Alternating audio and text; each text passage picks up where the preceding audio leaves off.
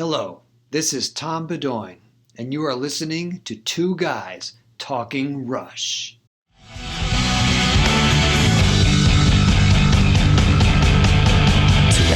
Guys are talking rush. Two guys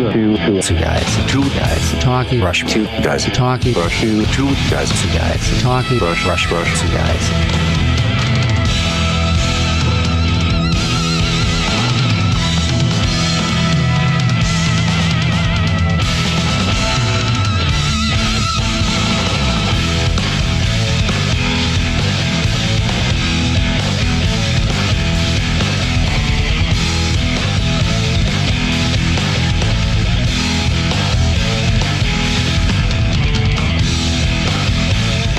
And now, get ready for the Two Guys Talking Rush podcast with your hosts, John Kane and Dan Buxton.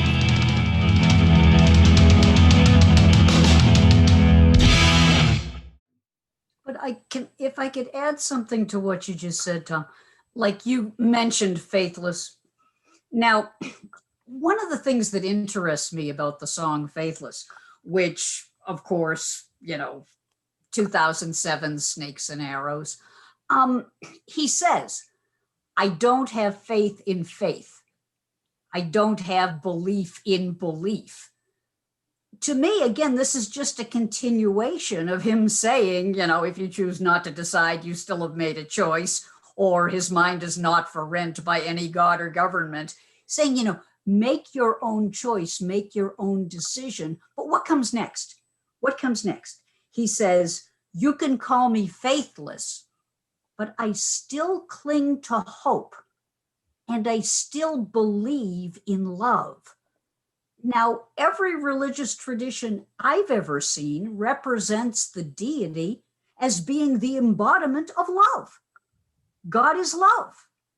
And religion, whether it's humanism or whether it's one of the organized traditions, gives people hope in difficult times.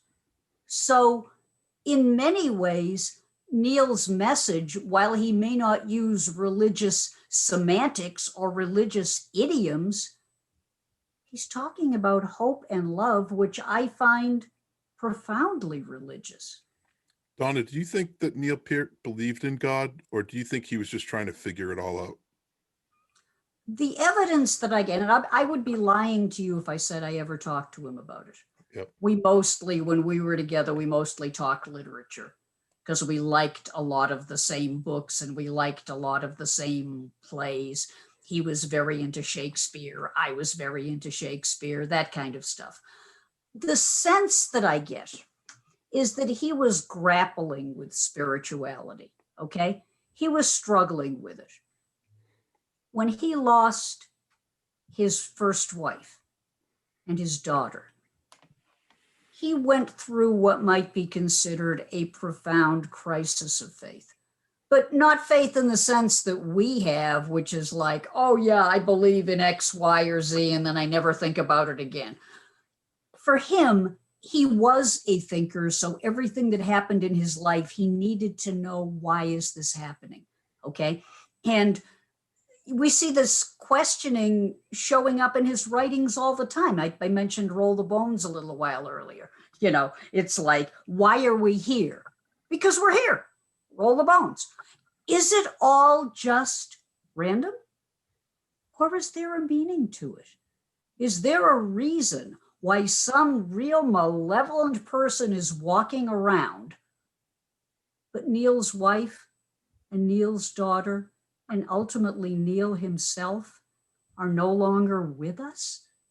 This is a religious question that has been asked in just about every scriptural text I've ever read, okay? And Neil related it back to King Lear, where the king finally, after years of realizing that he had tossed out his daughter for the stupidest reason, and when he finally realizes that he had banished her for a wrong reason and he should make amends, by the time he gets to where she is to make amends, she's dead. And he's holding her in his arms, saying something along the lines of, why should a dog, a cat, a rat have life and thou no breath at all. He's trying to reconcile it. So I think that that's a very long answer for saying that I think Neil was a spiritual person, but I think that he was also a questioner, a skeptic. He didn't seek out the easy answer. His lyrics are very clear on that. But he didn't reject all belief either. He says he believes in love. He says he believes in hope. Now, does he derive those from some book of the Bible? Not necessarily. But he does derive it from friendship, from music. Music for him is profoundly spiritual, in my humble opinion. I believe that that is how he manifests his faith. And he had deep faith in music. He also had faith in Geddy and Alex. He loved those guys. He loved them like brothers. And that's a fact. And you can ask anyone. That's why Geddy said in Beyond the Lighted Stage, when Neil left the band for a while, he said, if there's no Neil, there's no Rush. That's why when Neil passed, they were getting audition tapes from every drummer in every continent. And they were like, here's the trash can, here's your tape. No offense, but if there's no Neil, there's no Rush. So that's a very long answer, but it's cool. Do I believe that Neil believed in dogma? No. Do I believe he was an atheist? I don't think so. I think he was struggling the way an awful lot of us are. I think he was looking for something he could believe in. And what he came to was music. Right. This was his art form. This is how he expressed himself. Yeah. What's interesting to me is, there's several things that are interesting to me with regard to this topic, is that here's a band that, fair to say, we're a highly intellectual band, lyrically, musically. And then you have other bands like Black Sabbath, who are blatantly writing lyrics about the questioning of God, lyrics like, would you like to see the Pope on the end of the rope, end of a rope? Do you think he's a fool? Master of Reality, right? These lyrics, right? That really get people pissed off. And in the same way, but sounding differently, we have a band like Rush, where consistently lyrics are, it's a little bit more complex to decipher, but we might be getting down to the same idea. So Tom, why do you think a band like Black Sabbath, compared to a band like Rush, outside of the sound of the acoustic sound, the sound of the band, why do you think more focus is on a band like Black Sabbath as anti-religion than a band like Rush? I mean, that might be really far-fetched, but I'm just curious as to what, and you might bring some of these concepts into your classroom as critical analysis. So I'm just curious if you've ever thought about this. Well, I have taught a course, Donna used a really amazing phrase just a moment ago called faith in music. And I think that is a really interesting concept, because I think a lot of us have faith in music. If you're a music fan, if your life has ever been changed by a song or a band, or by music culture in any way, fan culture, then you have a certain faith in music, a certain confidence in the goods that music can bring. So, but so as to say, I have taught a course, I'm going to teach it again, and in that class, these kind of questions come up. I guess my gut reaction is, some lyrics are much more on the surface and immediately provocative. Like some of those Sabbath lyrics, they're just, some are just directly antagonizing. They're just they're the kind of thing that would have got that group excited in the 80s, the censorship group. The PMRC. Yeah, thank you. The PMRC. So it's that some are just openly provocative. With Rush, you have to be a little more committed to doing some thinking, Right? If I can put it that way. Yeah. Right. If I'm not, in no way am I slamming Black Sabbath No. or a band like AC/DC or whatever. These are just different. Right. These are different kinds of music, but you have to do more work. I think it asks more of the listener lyrically and experientially to get into what these lyrics might mean. So I guess that's my sense, is that it takes more work, and that it's an interesting question. The kind of people who are attracted to Rush are not usually put off by doing that work. Although I will say that there was a Rush online newsletter in the 80s and 90s that I was a part of, called the National Midnight Star, and I was the regular contributor to that thing from maybe 89 forward or something. So was and I. Yeah, I remember, Donna. And on that, I would always sign my posts, "Your Rush Theologian," on those posts. And there were some people who were offended by what they took Rush's religious or anti-religious stance to be. And it was the kind of offense that they might have about Black Sabbath or something like that. So there are some people, and I submitted an interview question to Geddy Lee maybe 17 years ago or so, and it was answered as part of a RushCon thing, and you can see it on YouTube.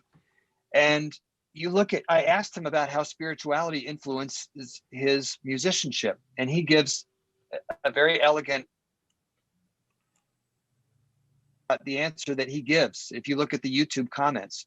So I guess, John, it's not to say that some people aren't still offended by what Rush stands for with regard to religion, because some people are still offended by it. You see it in those comments.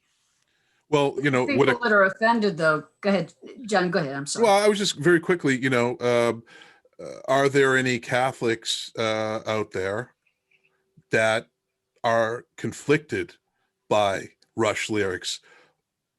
I'd love to talk to someone who is a practicing Catholic that also loves Black Sabbath, right? Because sonically the music's very powerful. When you speak of transformative music, Rush, there's no other band like Rush. You say for the first time you heard, and then what happened? And then I hear it over and over from fans all over. When I first heard this, I was in the back of this car. I was with my uncle. I was here. I was there. And Black Sabbath, I love Black Sabbath. I love Rush more. They mean more to me. They've touched me in a different way. But Black Sabbath also did too. And that first song, Black Sabbath, those opening notes, those tritones, the rain, the church bell, I was scared shitless. And I was almost afraid of Black Sabbath. But then I kind of eased into it. And then I really loved the music. And I was able to understand that it was just me listening to it. It wasn't really what I believed in. With Rush, I felt like I could really believe in the lyrics in some way. But at the same time, these lyrics, as complex as they are still in many ways questioning religion, just like Black Sabbath was, but in a different way. It's very, very intense if you think of it like that, Well, John, I think this is such a deep podcast, because I think it's a great question. So That's why we had you on. That's why we wanted you. Yeah. Like, how do you? So someone holds particular, let's say religious, or let's say non-religious beliefs, but they hold a set of beliefs that they take as defining them. And then they encounter a music that presents a different world. So how do you, one reaction is you could say, that makes me angry, or I judge the musicians, or I judge those lyrics. But I think a more common reaction is, something much more nuanced. And it may be, John, something like you're saying, which is you understand that there can be a difference between what the band is saying and what you believe, and you can still enjoy it.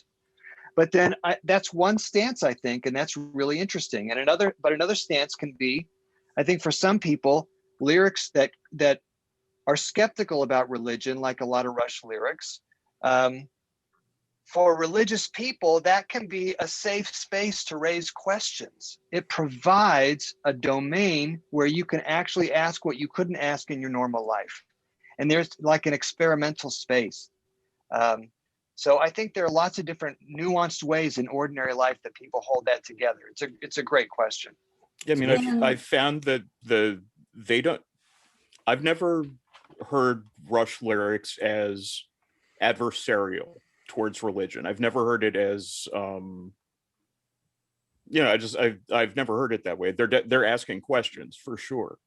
But I just who they were as a band and the way that they would approach concepts, they were very open to my mind about the fact that they didn't have all the answers, and maybe it's like this, maybe it's like this.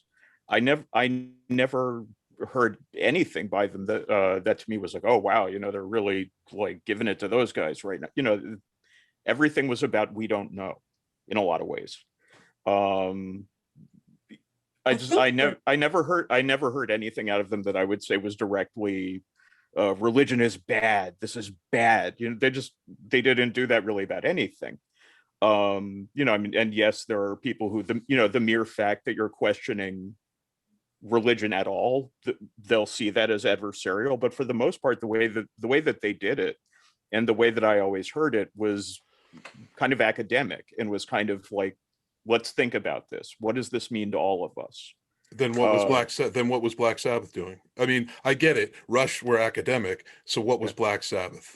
Elementary? Black Sabbath is more of a brand. It's more of an in-your-face, controversial. This is what they branded themselves as. And there's nothing wrong with that. I mean, come on. When I was a DJ, we played Black Sabbath. But they were transformative. Black Sabbath were transformative. For many people, absolutely. Yeah. And they really got to the anger that a lot of people felt, okay? A lot of people felt oppressed by organized religion. And Black Sabbath was almost kind of like an in-your-face about it. It's like there's nothing wrong with feeling oppressed. There's nothing wrong with feeling angry. Just, my favorite Black Sabbath song is probably a song from after Ozzy left the band. No offense to Ozzy. I loved that whole period, absolutely. But I love a song called Heaven and Hell from 1980. Ronnie James Dio was, talk about the battle between good and evil. Yeah. Talk about the fact that people say that if you just believe, good things will happen. But the reality is, and when you walk in golden halls, you never catch the gold that falls. It's heaven and hell. What can you say? But on the other hand, for Rush, it wasn't always that definitive. It wasn't always, we've all been oppressed, so let's just tear it down, I'm not saying that there isn't an edge to some Rush lyrics that some believers might find problematic, except I don't think that's what they were trying to do. I think they were trying to do something very, very different. Rush are a lot more cerebral, okay? Yeah. I'm not saying one is good and one is bad, but when Neil talks about the song, the weapon, okay? He talks about, and the things that we fear are a weapon that is used against us. You find repeatedly that Neil talks about fear and how fear can be weaponized. We see fear being weaponized in our politics. Oh my God, they, whoever they are coming to invade our country. We've got to be careful of them. It's witch hunt. It's witch hunt. Yeah. That whole nationalism thing. It's just like, we're doing this for Jesus. No, you're not. You're doing this for power, and Jesus never asked you to do it. I'm sorry. Okay. I mean, sorry to say it, but that's my point. Getty has said on more than one occasion that he's an atheist. Personally, from knowing the guy, I think he's more of an agnostic. Okay. And look at this. Look at the fact that when he got married, his then girlfriend converted to Judaism. Now, I'm sure he never asked her to. She was probably attracted to it because Getty's mother, and Getty's mom is wonderful, okay? But what I'm saying is, to this day, they do Jewish stuff in their home. They have Passover Seders. Now, agreed, culturally Jewish. Okay. I don't think you've seen Getty in a synagogue recently, nor do I think you will. But on the other hand, he was real clear on the fact that I'm Jewish, as in more practicing, more observant, Right. I light Sabbath candles, we keep a kosher house, that kind of stuff. Was never a problem. It was never something he put me down over. It was never, well, I walked away from it and why haven't you? Because I don't think he ever really walked away. I think he walked away from the observance, from the dogma, from the magic, from the woo-woo, just like say these words and you'll go to heaven. But Jews aren't thinking in that way. Jews are thinking about doing. And here again, please don't hear this the wrong way. I'm not saying, oh, Jews are so excellent. No, not talking about that. I'm talking about the tradition in which Getty was raised. He was taught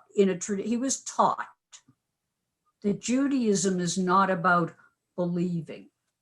It's about doing.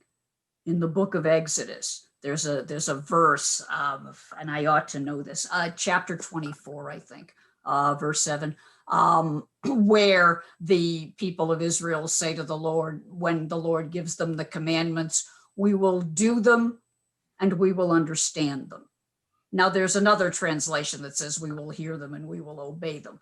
But one translation is we will do them and we will understand them. In other words, out of doing comes wisdom.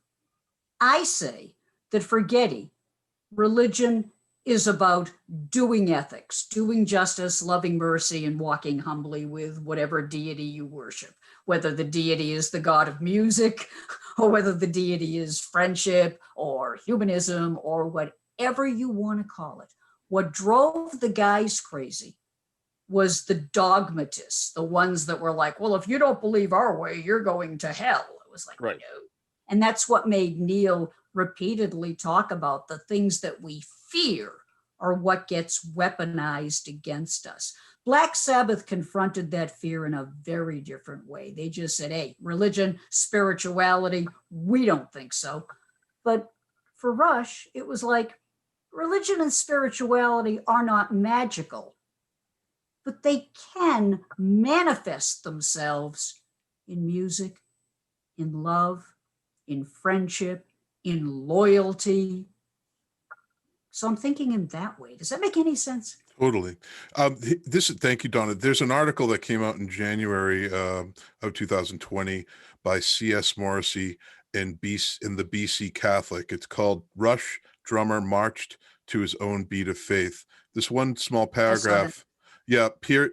In this paragraph, Peart, the journalist, writes, Peart couldn't make sense of the idea of a God who would torture humans in this life with so much suffering, only to threaten them with hell unless they bowed down and worshipped him. Parenthetical, this is a distorted perversion of religion used by many so-called Christians to spiritually abuse others.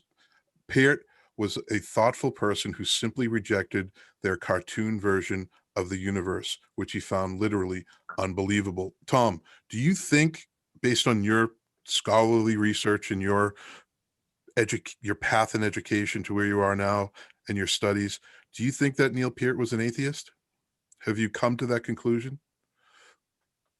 I think that, as far as I know, I'd have to find the quotation. He may have defined himself, or he was defined by people who were close to him, as an agnostic. And so, what is an agnostic for people in the audience that might be listening that aren't familiar with these terms? What is an agnostic? Someone who doesn't know or doesn't want to come down, or doesn't see it, doesn't want to come down on one side or the other, or doesn't see it as important to make a decision either way. So the word comes from gnosis, not knowing. So that's where I see him as, toward what Donna was pointing to, as I think as the lyrics go on, he gets less interested in, or less invested in, rejecting certain conceptions of God. certainly those rejections are there in Free Will and Roll the Bones, for example.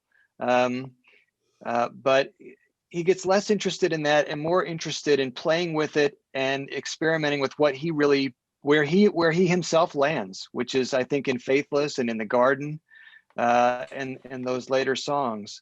Yeah, I mean,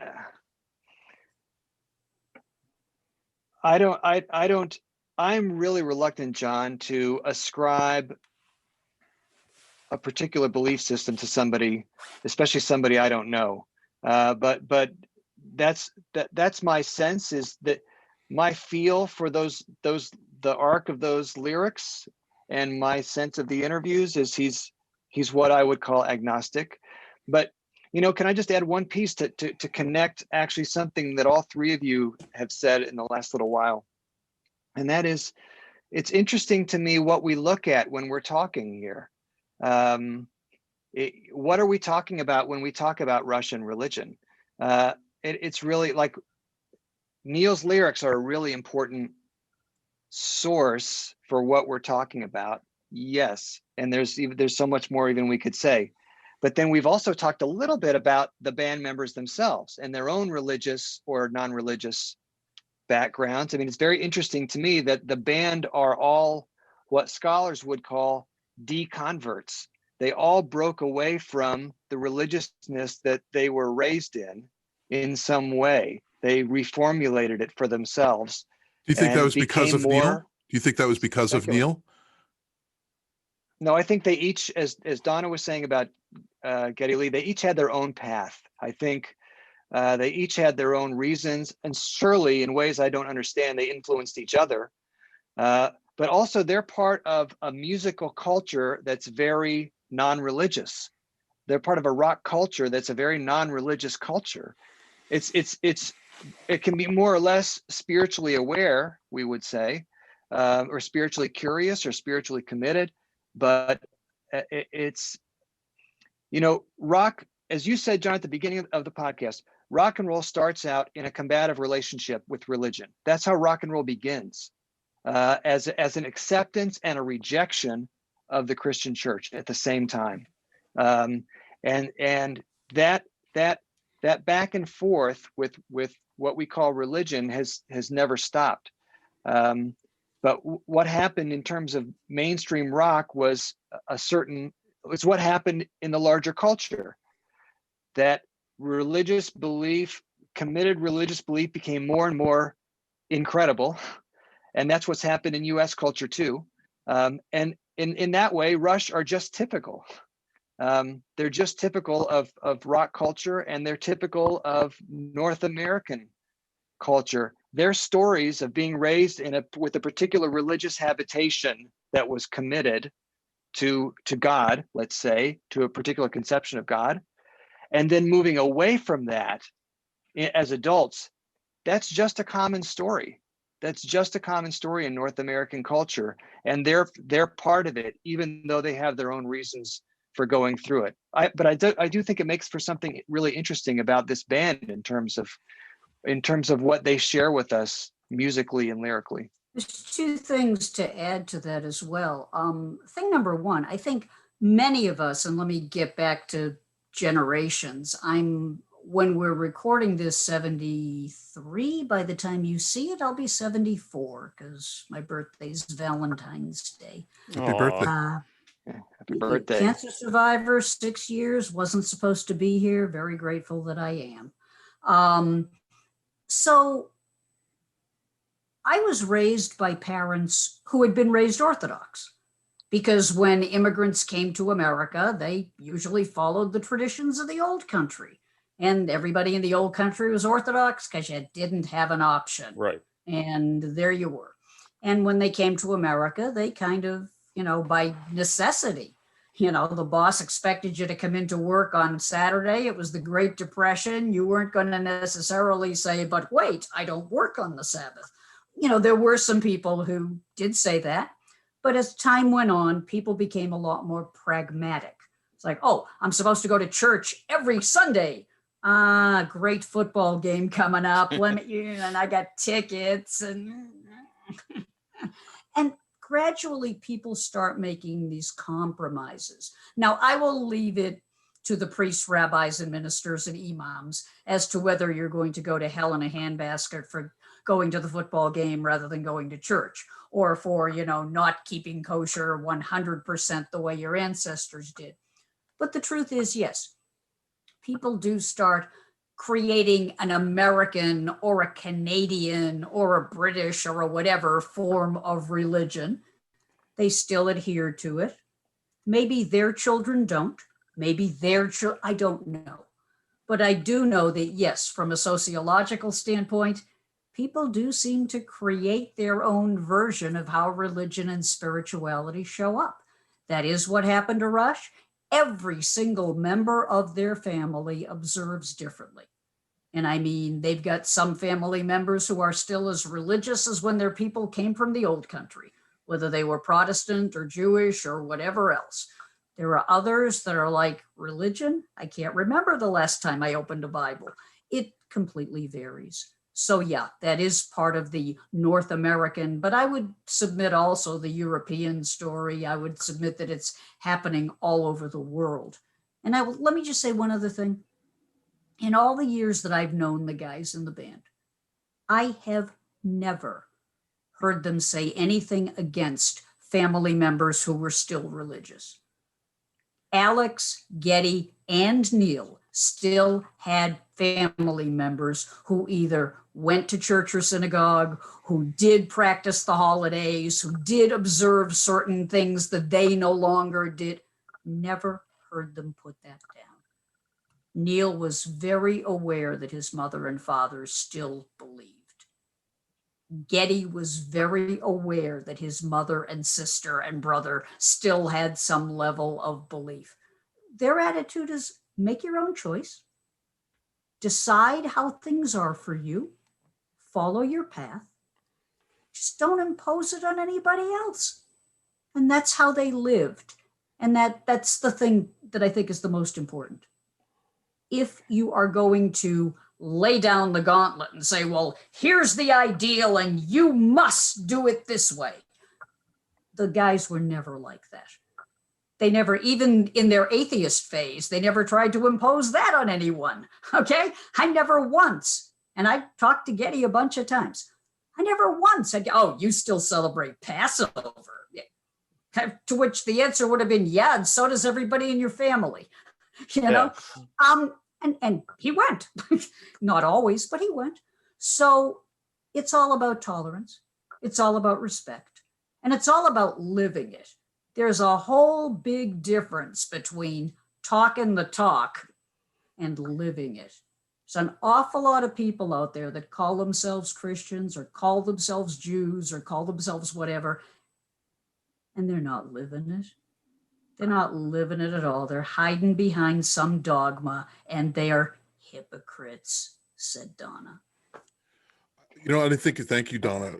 What I think is most incredible about all this, and going back to what you were saying earlier, Tom, that this subject that we have on the Two Guys Talking Rush today is about Rush and religion, is that there's a much larger picture here. And with Dan and I, and we're in our, I think, into our 30th plus episode. We're a very young podcast, is we've interviewed a lot of people, a lot of fans, and we've talked to a lot of fans. And I've been to a number of Rush shows, and I've seen it from other Rush fans. And when you go to a Rush show, every fan is mouthing every lyric word for word. The lyrical quality is meaningful to every Rush fan. It means, each song means something to someone. And I think it's hugely incredible that the person who penned these lyrics, where it's questioned over and over in all these articles about, did Neil Peart believe in God or not? It's sort of irrelevant. I mean, even though we've determined that somewhat, maybe he's an atheist, maybe he's agnostic, whatever. But think about it this way. This one individual has literally changed so many lives and have given purpose for so many people. We've talked to fans who are in tears saying, Neil Peart's lyrics got me through this terrible point in my life. What band has done that? I can't, I mean, maybe there are a few. I mean, I'm sure there are a few that people sort of attach themselves to, but Rush on really on a global scale are so important to so many people in that way because of the lyrics. And the lyrics are, John, can I follow up on that? Yeah, go ahead, man.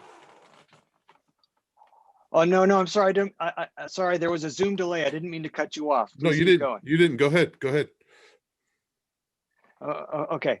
Well, I think to your point, I think you're actually taking us on this question of Russian religion. You're taking us very helpfully beyond lyrics, which is, I think, where we need to go, because we can do critical study of lyrics, and that's interesting in its own way. We could talk about the band members' evolution spiritually. That's interesting too, although I have some reluctance because, I'm just a fan. I don't know these people as human beings, and I don't really know what their lives are like at all, really. I mean, Donna knows much more about that than I ever would. But the piece you're pointing us toward, John, is to look at people experience the music, right? How people experience it and the value of the experience. So a lot of definitions of religion or spirituality, or secularity for that matter, a lot of definitions about how to talk about what matters in people's lives are experiential definitions, right. Where what we talk about, where do we find joy? Where do we find, you use the word transformation, where do we find healing? Where do we find people and to the universe? The sense of deep holism, a sense of, where do we find that? And there are a lot of definitions of religion and spirituality that are experiential definitions. And I think that now we get away from the lyrics so exclusively, when we talk about the whole, we talk about the music, we talk about the concert experience, we talk about the headphone experience, we talk about the fan relationship experience.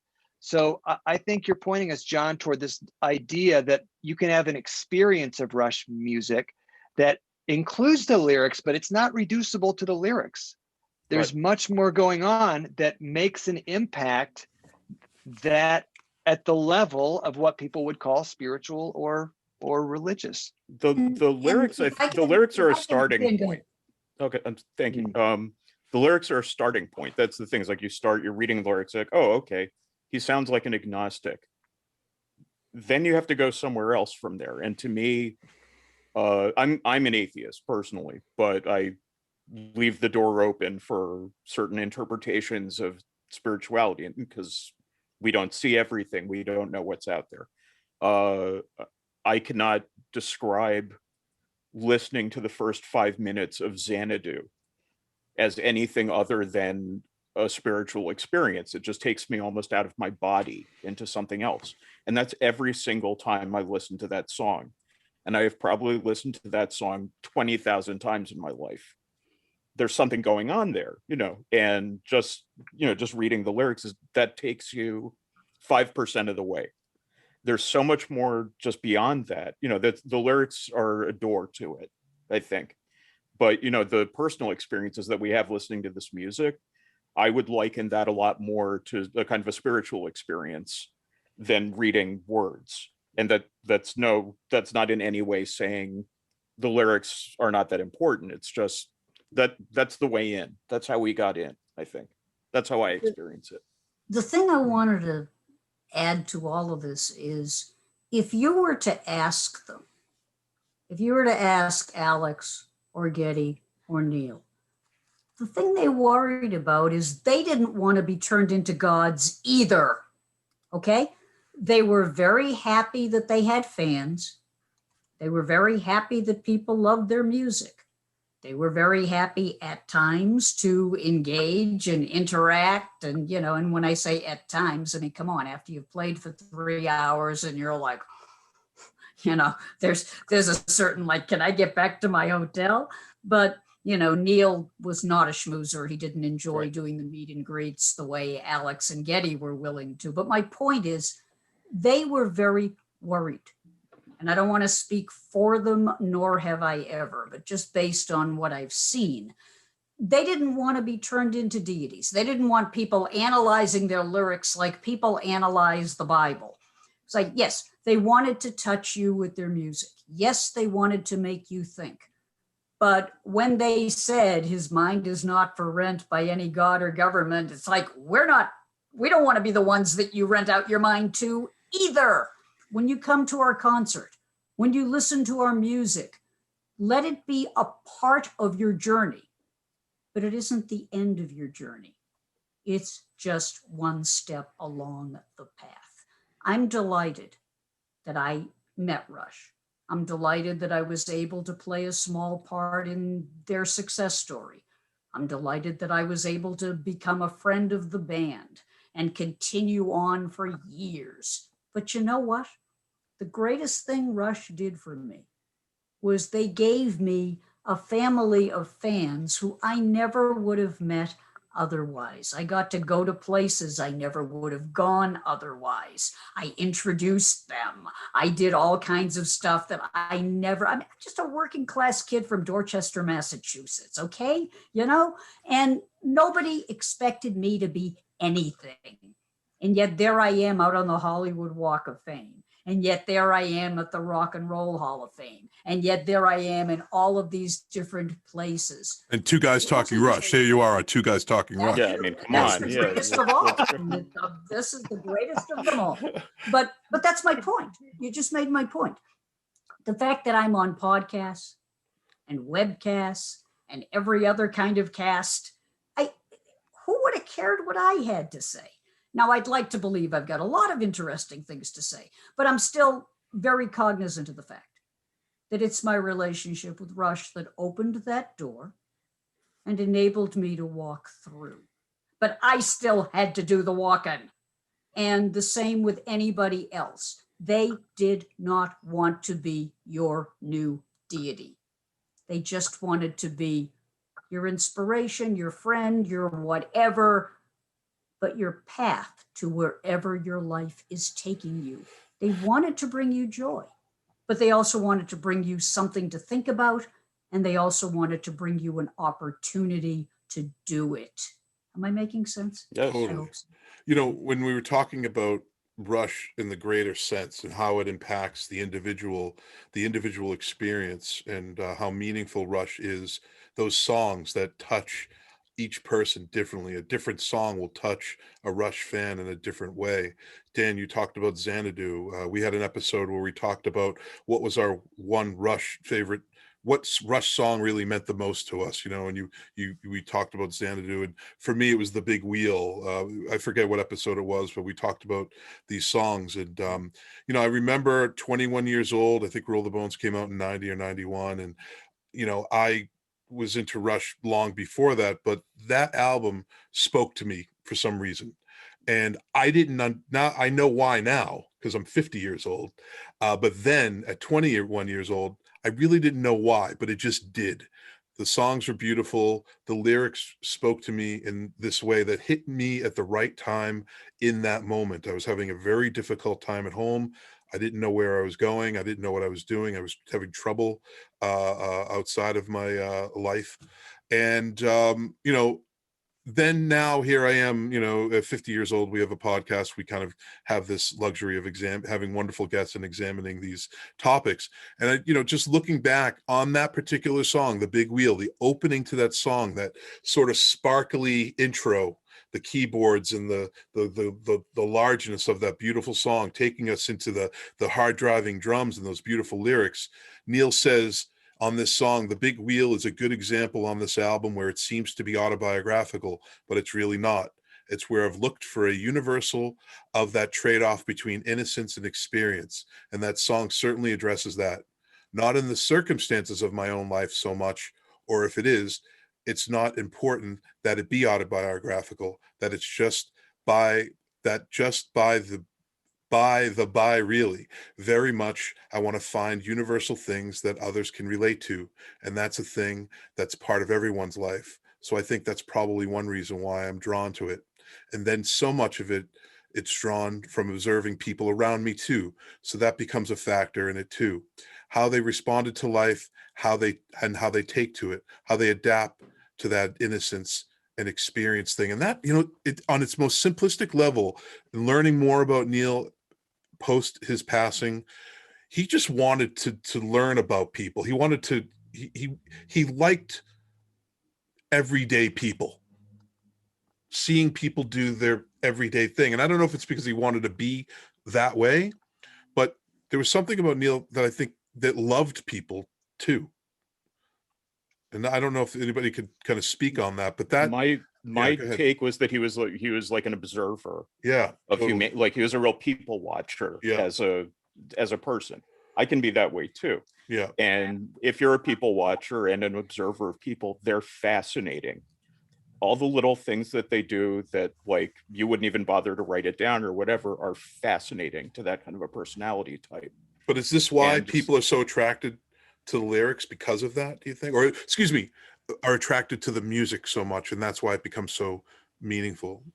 There's a lot of layers there. That's the thing is, I mean, I know people who listen to Rush who are like the drums. I'm focused on the drums. That's all I care about. Eventually, the more you listen, just there's just more going on there. And and if you find human beings interesting in what they do, kind of like an ant colony, there's a lot there in the lyrics where it's, Territories is a good example of that. There are so many meditations on human behavior in the Rush catalog. I wouldn't even know where to begin, but he just seemed to me like he got a kick out of what people do, just regular people. For some reason, Neil was speaking to me in that album at that time. And that's sort of what I'm getting to, is at that time, that album was speaking to me right when I needed it. Is that coincidence?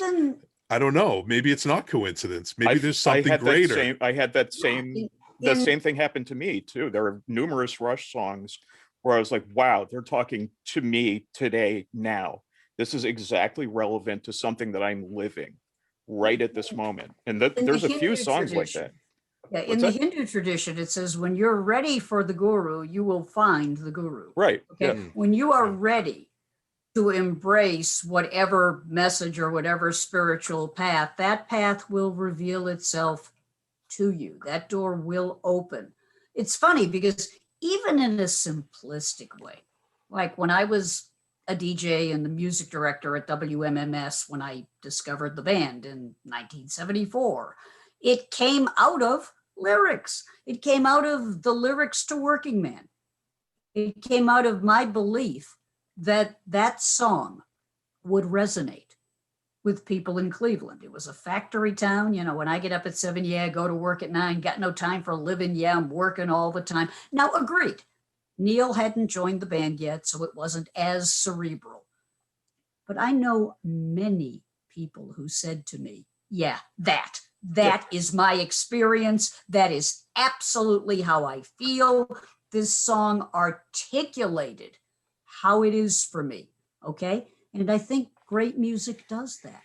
So were you ready for the guru? Were you ready for the path? Were you ready for whatever it was? Absolutely. We've all had moments where we hear a song and go, yeah, that, absolutely that. And as a DJ, it was my privilege to play songs for people that gave them that reaction, that gave them that catharsis. And Neil, we talked about this because he loved literature. He loved poetry. He was a writer. He was a thinker. I'm not trying to elevate him. I'm just saying, as somebody... Those are just the facts. That's just what it was. I taught literature for years. And I always admire great writers. And as any professor will tell you, great writers aren't just, Shakespeare. There's great writers today. There's great writers who write rock and roll songs or rap songs or whatever. Great music is manifesting itself every day and reaching out to people and making them feel like they were seen and they were heard. Neil absolutely was an observer. He observed human nature. He observed hypocrisy. He observed love and kindness. He observed anger. The reason, for example, he said that he walked away from the Republican Party. Now, Neil was Canadian. He couldn't vote in America. But I'm saying he was attracted to conservatism at a certain point, that whole Ayn Rand period of time, Ayn Rand, whatever. But he walked away from it because it no longer fit the experience of what he saw. He saw poverty and he had been taught that, well, if you're poor, you're lazy. But that isn't what he saw. He saw hardworking people, and we talked about this. He said to me, the playing field isn't level for everybody. He said, I know that sounds real obvious, but he said, like, I had to just like see it and go, yeah, okay, time to move. And the wise person understands that the revelation is never complete. The wise person understands that this isn't about just, oh, got the message, we're done here. We're never done here. The work continues. The path is long, but the work continues, okay? On my Facebook page, and I've mentioned this before, I have a verse from the Talmud, from Pirkei Avot, the ethics of our ancestors. And it says, you are not free to complete the task, but neither are you free to walk away from it. Also translated, you're not expected to complete the task, but neither are you expected to walk away from it. In other words, you may not be able to do it all, but you can't use that as an excuse to not do anything. You heard a Rush lyric you liked, Neil touched you in some way. Take it out into the world and keep looking, keep searching, keep doing. The path is still out there. Keep doing. Donna, thank you. John, you're going to say something, Tom? Go ahead. Oh, yeah. Just to connect what Donna's saying there about doing, back to your moving story, John. Can I ask how old you were when that happened to you? 21. When you 21. I was 21 years because old. there's a fair amount of research in religious studies and popular music that musics that we encounter from our early teenage to our early 20s, there's a particular vulnerability during that. It has to do with brain development, emotional vulnerability, all sorts of things. But we are particularly susceptible to being impacted by popular music from, let's say, 13 or 14 to 23, 24.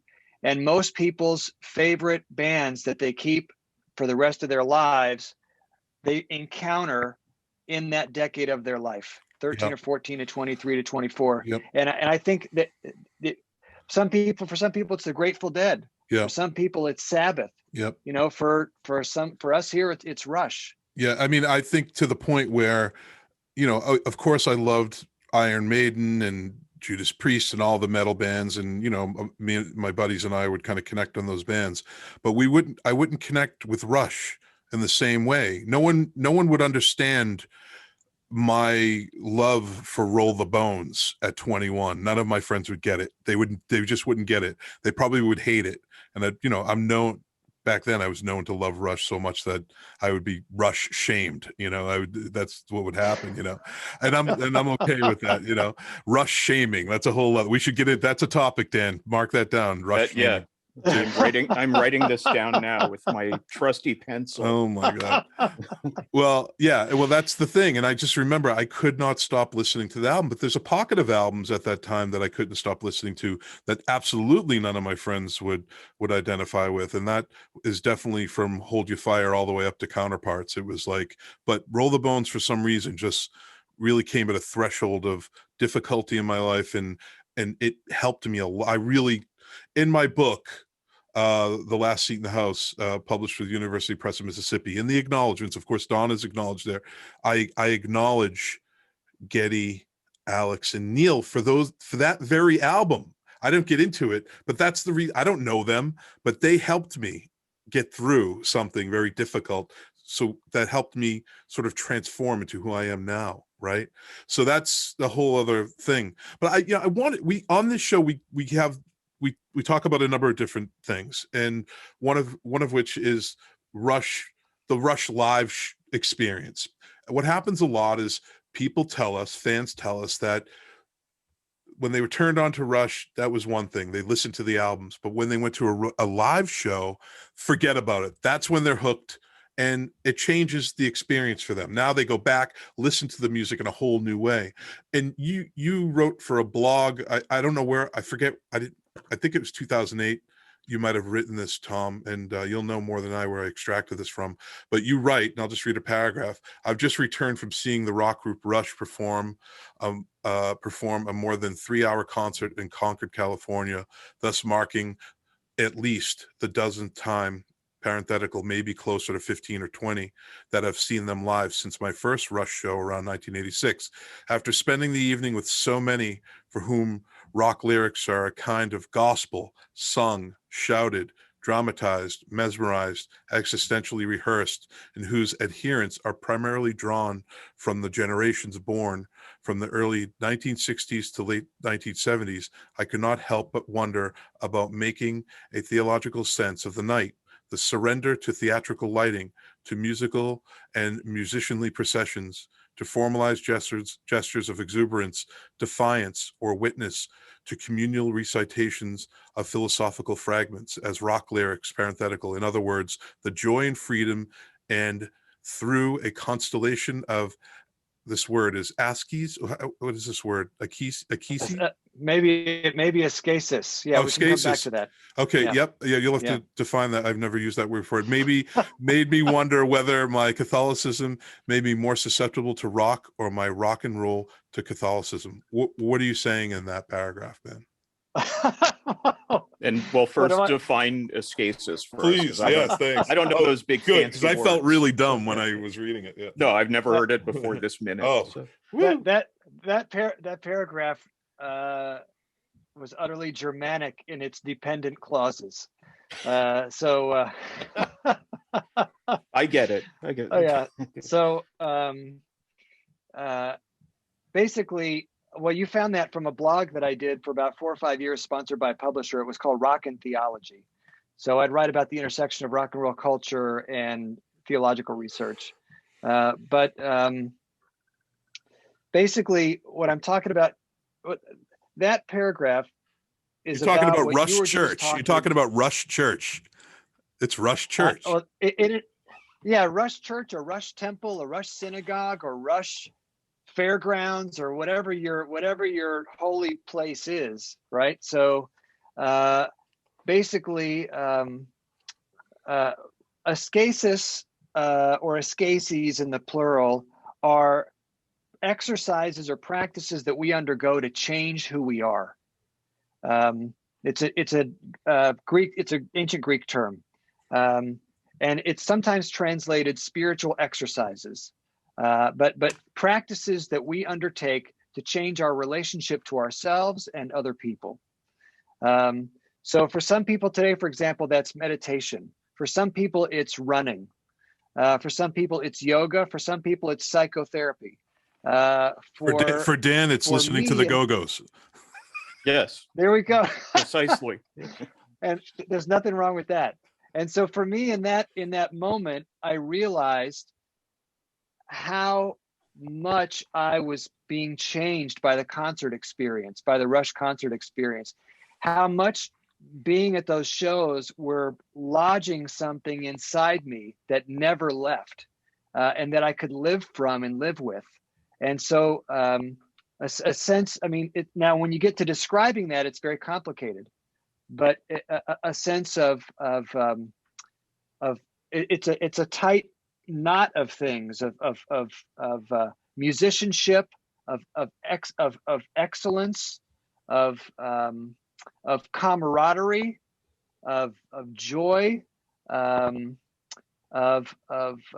like for me, of awkward white boy coolness, you know, there's a lot built up in there because we're changed by things in a way that relates to our own makeup, who we are racially, sexually, gender-wise, everything else. So all that paragraph is trying to say is, man, the Rush concert experience is part of what's changing me as I grow up. And it's a lot of things happening at once, but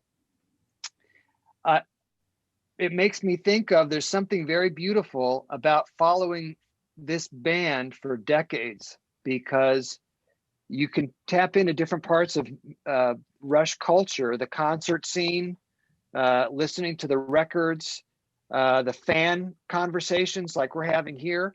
And those can all be escases. Those all change me. And they've all changed me. I'm happy to say, I think they've all changed me for the better. I become, like you were saying, John, I'm glad, I'm grateful for who I've become because of my relationship to Rush culture. So that's what I mean by escasis. These practices, going to shows, talking to fans, it changes you. Right.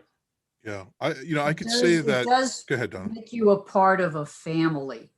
And that is so important. The thing that I love about Rush is there are people who follow Rush who are conservative. There are people who are liberal. There are people who are libertarian. There are people who voted for Trump. There are people who voted for Biden. There are people that are still upset that Bernie wasn't the candidate, or Hillary, or name 7 other people. And yet they can all get together with their love of Rush. Rush bring people together. I've said this a million times, that in other contexts might never have said 2 words to each other. And yet here we all are, and we all have this one wonderful thing in common with people all over the world who love Rush. Now, I gotta say something that you may or may not have noticed. It's getting to be sundown. Yes. And I'm Jewish, as I've said, Yes. and I observe the Sabbath. And I'm going to have to take this show on the road if I might. But before I do, I just want to thank you for the privilege, because what other band could you get into this kind of conversation about? What other band could you take people from so many different backgrounds and so many different journeys, and yet have this wonderful, deep conversation where there's so much more that needs to be said, and we still have time to say it. So thank you so much for letting me be part of it. I hope I wasn't boring. And I deeply, deeply appreciate the opportunity, and I love you. I really Donna, do. Donna. you are many things, but boring is not one of them. And we're always happy to have you on. Well, thank you for including me. Have a good evening. Have a good day. Thank you, Donna. Wherever you are, whatever you're up to. Talk Shabbat to you shalom. Great to see you again. Ladies and very gentlemen, much. Love you the guys. wonderful Donna Halper on Two Guys Talking Rush. Bye, Donna. The mighty. The mighty. The mighty Donna Halper. Dan, I'm noticing the quality of your image. You're starting to look like when you're starting to look like when R2D2 projects that hologram. Yeah, lighting in my house is not great. I apologize. Yeah. Well, a couple things, and for those who are maybe just tuning in or kind of just hit that download button on their phones or wherever you listen to this podcast. Hopefully we have more than 3 fans out there. I think we do. Donna Halper has been on the show a number of times. She's just a great resource. She's super smart, and we could pull on Donna for a lot of different topics and expand on those topics. And Tom, you've been a great guest. I just few more questions, and we'll let you go. But regarding the live experience, the one thing that we've learned on Two Guys Talking Rush, and if I'm wrong, Dan, let me know, is that we've interviewed so many who are part of the production of Rush. There are a lot of people that made Rush the house of Rush as it relates to the live experience, made them look really good and sound really good. I mean, they're already awesome, we know, in the studio, but when they get on the road, they require a large transport of skilled engineers and individuals that make the live experience what it is. And in return, as a fan and as an attendee of those concerts, we get to enjoy that transformative experience. And I got to say, as it trickles down from the guys, Geddy, Alex, and Neil, those code of ethics, those beliefs that they bring into the music, into the studio and on the paper, written down lyrics, those are then sort of finding their way in the Rush encampment, the sort of traveling circus that rolls around the country and around the world that make them be so good live. And we've heard that from those people. They've said that these are from guys and girls who've performed with Styx and Def Leppard and other band. They always say Rush, it was like family. The band always treated us like family. I think there's something to be said for that, as far as like the continuity of and style of their music, what they bring to the table as musicians, and then in turn to the live experience. And I guess more, I'm just making a statement and relating to you with regard to the live experience, because it was always so, just for anybody that didn't get to see them live, I'm so sorry, because it was such an incredible time. I mean, just so beautiful, right? I mean, it was never bad. Well, you wouldn't have people going to see them 60 times, 120 times, if that wasn't the case. And I don't think these people were looking to repeat the experience every time. I think they were looking for sort of like a deepening of whatever happened last time. Sure. They wanted whatever happened last time, but let's go a little further. I think that's why I think a lot of religious people expect that when they go to church. It's not about just show up, touch the wall, go home. It's like, we want to get something out of this, and we want it to be more than what we got last time. And there's just not, there's not a lot of bands like that where you feel like seeing them over and over again is rewarded. There are some bands you see once, great, I get it. These guys clearly are not like that, or you would not have people seeing them 120 times, in my opinion. But you genuinely come out of a Rush show feeling better. I mean, for me, I always felt good, right? Tom, yeah. Is that what you're saying in your writing, Tom? Yeah. Sorry, we had a Zoom there, I think. Oh, okay. So could you repeat the question, please? The question was, in that paragraph, just to reflect and move on to other questions, is what you're saying, that you came out of those experiences feeling better, feeling like a better human, feeling like something happened that changed you. Yeah, I think the something happened is an extremely important phrase. I think that's very profound. I mean, you and Dan have got a profound podcast going with the kind of what you're thinking about here. So this sense of something happened, and really valuing that and really treasuring that and honoring that in your life, I think is quite important. And it's not to turn Rush into some new answer to everything or the new gods or something, but it's to say that music can be a profound part of the sense we make of our lives, and that this band has certainly done that. For me, the way I would put it is, their music kept helping me learn how to say yes to my own weirdness, and keep helping me say yes to my own life.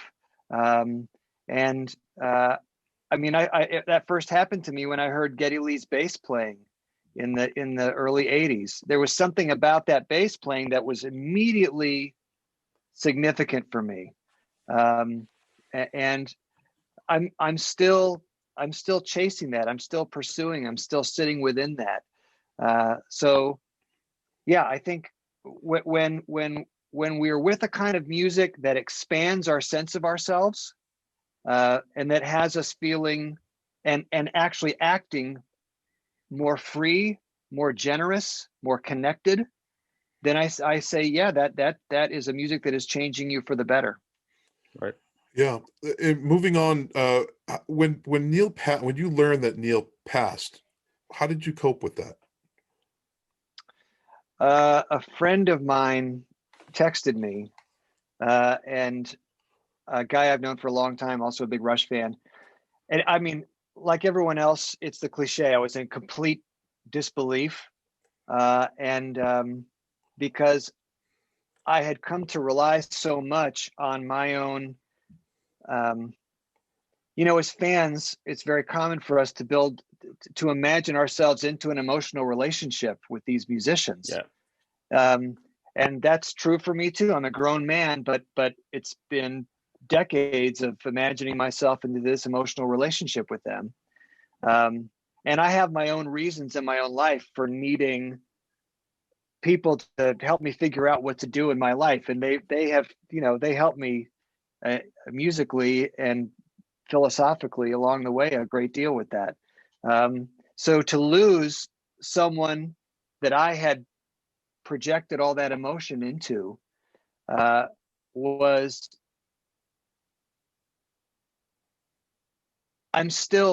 we're over a year later, and I'm still calibrating what that means. That there will be no more books from him. There'll be no more lyrics. There'll be his uniqueness in the world. I mean, that's not entirely true, because what he does is living on in you guys and what you're doing right now. So there's a sense of like a life momentum that continues, and he continues in so many diverse ways. But it's a real loss, and it's a real loss for me, because honestly, I thought I was going to see them live again. I don't know why I thought that, but at the end of the last tour, I saw them in Jersey here at the very last tour. I wish I would have seen them also in the city, but I thought for sure there's going to be more Rush, and I really so that was, it also represented the end of this journey that had been decades in the making. It's the loss of Neil, and it's the loss of this relationship to this musical journey, which you could always count on Rush. I mean, that's the thing. Yeah. With every tour, you knew there would be an album, you knew there'd be a tour, and there was this level of anticipation and expectation, and you know that they want to get out on the, at least Geddy wants to get out on the road, right? So there was some of that. I agree with you. Yeah. One thing, and to wrap this up, is the final song on the final album is The Garden. And I just want to hear, to me, it's incredible for many reasons. It's an incredible song. Dan and I have analyzed the song and talked about some of our favorite songs, and I bring The Garden up a lot. The guitar solo is incredible. The lyrics are incredible. But what's mostly, I think I just can't get over it, as I think about it more and more, is that song is the last song on their final album. And it's so prophetic to me. And I just can't, it's something to me, no matter where you lie, atheist, agnostic, Catholic, Jew, whatever, the fact that is the last song, and then if you read the lyrics of that song and you listen to it, that is the final thing that we'll ever hear from Rush, is absolutely incredible to me. And I just can't that's what religion is. You can't wrap your head, you can't make sense of it. And I'm trying to make sense of that song. And I just don't know, what is your reflection on that particular song, if you could elaborate a little bit. Well, religions often chase the incomprehensible. And sometimes, often, religions also create the incomprehensible for their own reasons. Right. So that's complicated. But with regard to The Garden, I'm fully on board with you guys. I mean, I've listened to every single one of your podcasts, and The Garden comes up maybe in every single one. Yeah. And to me, that is an extremely compelling, it's a very emotional song. And I can listen to it I mean, Dan, I know you've mentioned there are some songs that you just never ever get tired of listening Right. to, and for me, The Garden is that song. I mean, there are a lot of Rush songs like that, but for sure, I have such a deep emotional investment in that song. And I think it's, John, for some of the reasons you're saying, which is that it's a kind of, if I can put it this way, if it's a kind of a spirituality that's very open, and it has to do with the contingency of life, that we're losing, we're losing time moment to moment, and it's very hard for us to understand how the infinite value of every moment. It's very hard for us to live in a way that honors the infinite value of every moment. But then, he's got this message that he borrows from Candide, from Voltaire, that you've got a garden. In the end, you've got a garden to nurture and protect. And I've wondered, well, what for Neil? What is that? What is that garden? It's a beautiful. It's like we were talking about with those lyrics earlier, John. It's like it provides, the garden is this image of a space where you can live and be nurtured and be safe. And that's your little plot in this world of things not adding up, and this world where ultimately, I think for Neil, nothing adds up. Ultimately, in a world where nothing adds up, that's the Roll the Bones message, right? In a world where nothing adds up, I've got a garden, and I've got to protect it. I've got to nurture it. And I love how that song creates a space for people to ask themselves, or feel, it's not even cognitive. You feel yourself into kind of what that means. So I appreciate you bringing that up. Yeah, I think if there's any song out of the Rush catalog that, and I don't know why, maybe it's because it's the final song, that is the most spirit, if Neil could leave us with some sense of spirituality out of his continuum of humanistic lyric topics of humanist topics of humanism consistently throughout his catalog, that he leaves us with the one final song that puts it all into this it's almost like, whoa, maybe he wasn't that much of a humanist. Maybe there was a sense of spirituality more than we really thought in all of what he's been trying to say for all these years. I think it's absolutely beyond just it being a great song. It's like one of those phenomenons in music. I think more should be looked into that. Go ahead, Dan. I think the answer to what you're saying is maybe. And Tom, yes. one thing that you said a minute ago that definitely caught my attention was what you were talking about, things not adding up. And I think we as human beings are always looking like, oh, please make this add up, make this all make sense. How I'm living my life, everything I'm doing every day. Please allow this to mean something when it's all over. And I think that, in Rush lyrics, especially the best Rush lyrics, they're kind of telling you like it's never going to add up. You're always going to be living with a certain degree of uncertainty about things. And maybe life is about learning to accept that uncertainty and accept the fact that, we're going to live all these years and everything and maybe never know the answers, never know why we're here. I mean, that's a lot of what I hear in it, but it creates a lot of space, I think, to say like we probably don't know what's going to happen, or we most likely, it most likely doesn't add up. Because that's a sort of an esoteric concept. A lot of people want to be able to say it's like this or it's like this, and to be able in rock music to verbalize an esoteric concept like that in a way that's not just intellectually understandable but emotionally understandable, there are not a lot of people who can do that. That is really hard. Maybe John Lennon might have come close a couple of times, but these guys just churned it out album after album of of the heavy concepts. So Totally. Well, I think that to follow on that, then this beautiful notion of a garden kind of recapitulates, but also complicates the heavy focus on individualism that we get in Rush music all the way through. Right. You know, there's a very strong masculine, individualistic breakout of all constraints kind of vibe all the way through, is when lyrically, and at the end, and you know, there are pluses and minuses to having that be your ethic. You know, there's strengths and weaknesses there, but at the end, this notion of a garden, on the one hand, it is very personal.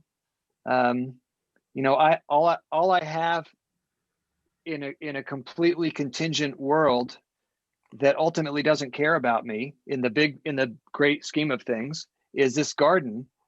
I better protect it. But so in a one hand, it's a recapitulation of the individual ethic that they've got. On the other hand, it's a very communal ethic, because with a garden you can feed other people.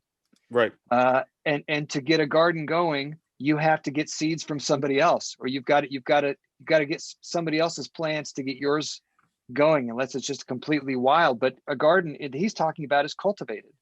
Right. So it's a very, in a way, it's then beyond this kind of individualistic ethic that they've got going, and it's something that can be shared with other people. So I love that about it too. Yeah. You know, and as much as we, you know, tend to everything in the garden and, you know, and that sort of thing, it kind of doesn't need us, you know, so we serve at the garden's pleasure in a way, you know, so you can be part of it. It's going to do this thing, but it's not about you. Dan, that's genius. I love it. But also the garden. Dan, you're a genius. Genius. Again, another person calling me a genius today. Oh my God! How many times? As you keep calling yourself a genius, you're fading into black. I don't know. I know. Yeah, that's the best part. It's getting really. I'm a genius. Yeah. But Tom, the garden is also, in a biblical sense, can relate to the Book of Genesis and Garden of Eden. Yes. Anything to connect to that, or should we just leave that as it is? Well, certainly there's you know, was Neil thinking about that? I don't know, but it's in Western literature anyway, it's hard to disassociate nurturing a garden from this kind of originary garden in the Jewish tradition, Christian tradition, in the scriptures. I wouldn't. I don't want to fold that song too quickly into a biblical narrative. I mean, Neil plays with Bible phrases and Bible images sometimes in some of the songs. I don't see him. Let me just put it this way. I have never made an association to the scriptural Genesis story in this. One could and get other meanings out of it, especially if that story, for many people, that's a really important story in their religious or spiritual life. And maybe that this song opens that up in a brand new way. Right. But I don't get any clues from the song itself that he's playing with the biblical image there. Yeah, interesting. Well, this has been a wonderful episode. I want to ask you, because we ask all of our guests, and by the way, thank you very much, what your top 5 Rush albums are. And you know, this changes for everybody. You know, we might ask you the same question next week, and something new could pop up. But what are your top 5? And since you're a longtime listener of our podcast, you will know that live albums are allowed. Right. I know that was a point of controversy at one time. We will never cheating. Yeah. We'll never agree on that one. Because someone could essentially say a show of hands, exit stage left. Different stages. Done. And I think Dan would say there's nothing wrong with that, right? That is correct. Yeah, exactly. So obviously this is an impossible task, but Yep. the record, I just go with the records that I have the most immediate, involved, existential relationship with, I think, which is what all your podcast visitors and friends do. I mean, so for me, then my emotional center is really around Grace Under Pressure. I would say, so let me go backwards. I would say Moving Pictures 5, Permanent Waves 4, Power Windows 3, Signals 2, Grace Under Pressure 1. And that has everything to do with when I discovered the band in the early 80s and what I immediately glommed onto once I discovered them. I was going to say that's like absolutely solid early 80s. What that little moment right there, you nailed it. Yeah. That's when I first kind of heard them too. When they really made an impression on me. Totally. And it was those albums. So yeah, definitely Signals, Grace Under Pressure. Hell yeah. Well, Tom Beaudoin, thank you so much for joining us on Two Guys Talking Rush. It really means a lot. This is a really rich episode with lots of important topics. Hopefully folks will enjoy it as much as I have. Well, you guys are fantastic. It's incredible. And I know that to put this together is a huge amount of work that you're doing all behind the scenes, and you're just doing it very gracefully and generously for everybody. So I want to thank you. Honestly, it takes a little bit of guts to want to talk about Russian religion on a podcast, because it can be a little prickly or a little touchy or whatever. And there are a lot of people would rather not even go there, but I admire you for wanting to just go right there. And I mean, come on, guys, the questions you pose, the conversation, you really want to go into what matters. So I admire that. Well, thank you very much. I'm prickly and Dan's touchy. Super prickly and mega touchy. Yeah. Oh my God. Well, I'm not handsy, but I'm touchy. Yeah. Tom, thank you so much, man. Yeah. You're welcome. And, you're welcome on our podcast anytime, and we'll probably call on you for some future episodes for your reflections on other topics. So we'll let you know. Honestly, I'd be glad to come back anytime. So thank you, guys. Definitely. It was a blast. All right, ladies and gentlemen, Tom Beaudoin for Two Guys Talking Rush. Thank you, Tom. Thanks for coming on. You're welcome. Wow, Dan, I never thought we'd cover so much on that topic. It was super, super rich. What'd you think about that show? It was so rich that towards the end, my image started disappearing into the ether. But we've now corrected that problem. No, what I love about the show, I mean, just in addition to the band and that sort of thing, is that we're willing to do kind of like riskier topics. Yep. That maybe are maybe not risky, but certainly not something that I don't hear this topic come up a lot when really on music podcasts generally, unless it's like an artist who really puts that out there. I like that this is a band with smart enough fans that you can really get deeply into it. And I mean, I think a lot of that is just a testament to Neil's lyrics. Sure. There's a lot there. And I'm glad that this is something we can do and we can keep up. That's good.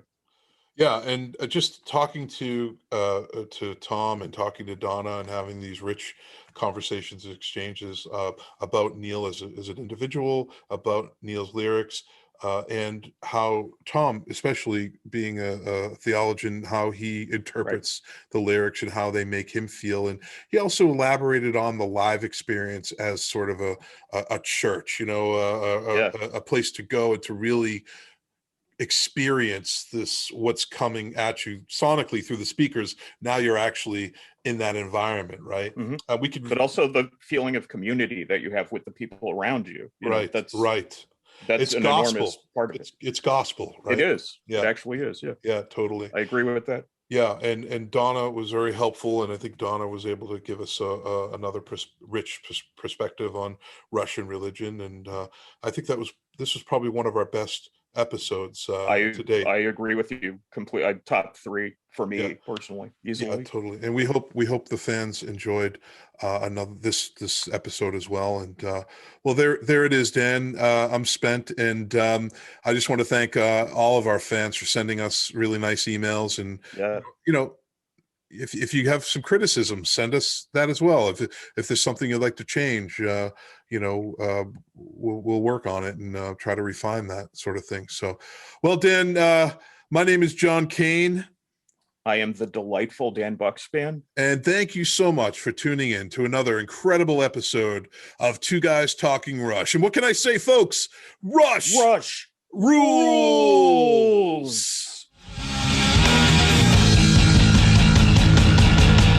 Two guys are talking, rush two guys. Two guys are talking, rush two guys are talking, rush two guys. Two guys are talking, rush two guys.